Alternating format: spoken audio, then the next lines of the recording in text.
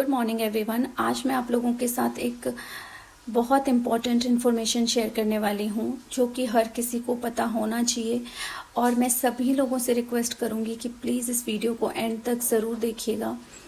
आज सुबह सुबह ही मैंने एक न्यूज़ देखा, सिफाली जरीवाला की डेथ हो गई है हार्ट अटैक से।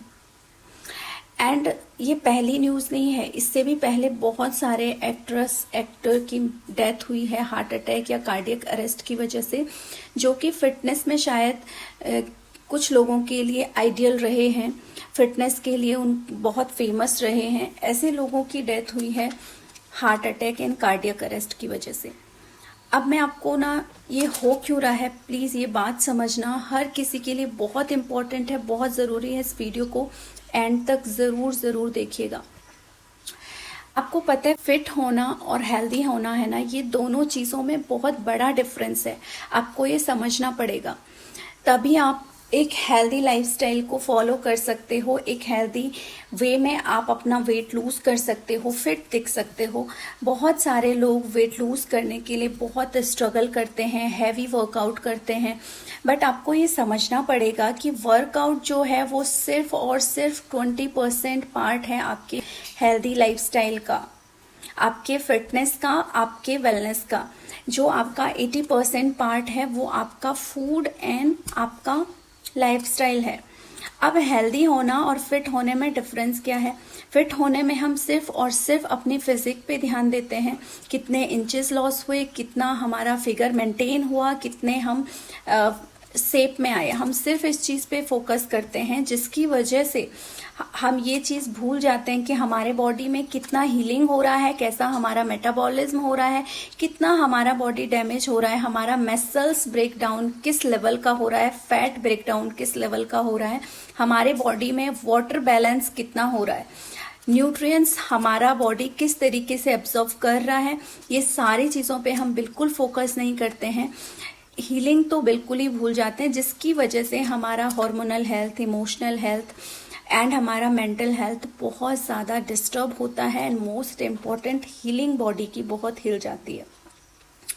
एंड इसके अलावा अगर हम हेल्दी होने में फोकस करते हैं तो हेल्दी होने में जो फिजिक हमको एंड में दिखती है, उससे पहले हमको mental health, emotional health, hormonal health, healing, हमारे बॉडी का मेटाबॉलिज्म, ये सारी चीज़ों पे फोकस होता है। उसके बाद हम कितने इंचेस जा रहे हैं, कितना वेट जा रहा है, ये तो अलग बात है। हम अपने बॉडी को टोन करने के लिए, अपने बॉडी को ज़्यादा से ज़्यादा खूबसूरत दिखाने के लिए जिम ज्वाइन कर रहे हैं। मैं जिम के खिलाफ बिल्कुल भी नहीं हूँ, बट जो जिम ट्रेनर हैं उनको भी ये बात समझनी ज़रूरी होनी चाहिए कि आपके पास जो लोग आ रहे हैं वो किस स्टेज में हैं और उनको किस टाइप की एक्सरसाइज चाहिए। आफ्टर डिलीवरी किसी भी लेडी को प्रेफर नहीं करती हूँ कि आप जिम करो, because male and female body वो दोनों का ही फंक्शनिंग बिल्कुल डिफरेंस है।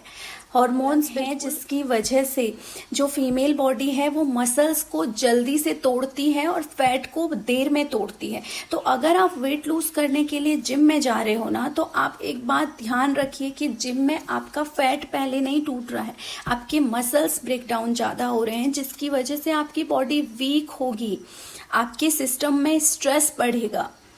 ये समझना बहुत इम्पोर्टेंट है। एंड जब जो मेल बॉडी है उनके लिए फिर भी ठीक है, क्योंकि उनका बॉडी का सिस्टम ही ऐसा है कि उनकी मसल्स ईजिली नहीं टूटती हैं। इसीलिए लड़कियां फिजिकली मेल से थोड़ा सा वीक होती हैं स्टैमिना में।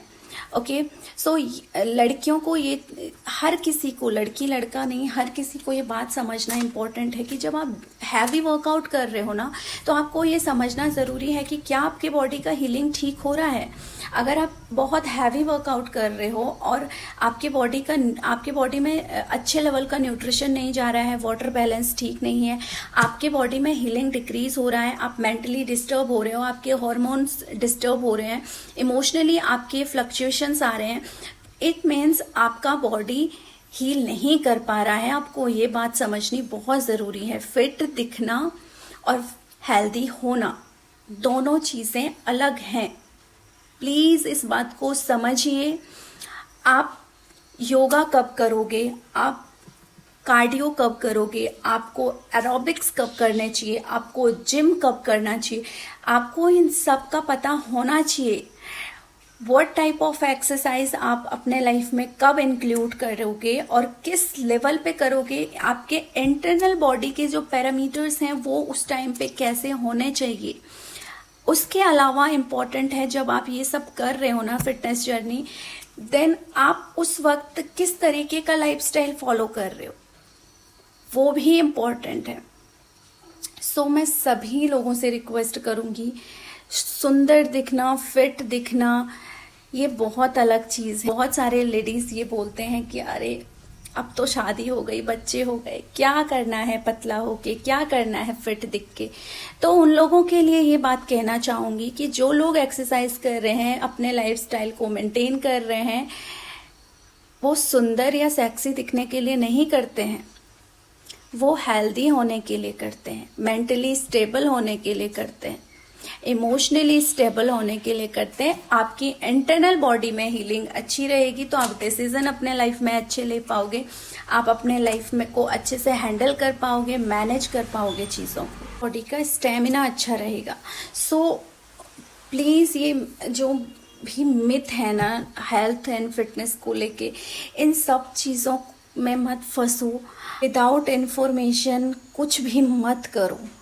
अभी गूगल है, सब लोगों को फ़ोन चलाना आता है, फ़ोन में चेक करो, अच्छे से देखो, तभी डिसीज़न लो।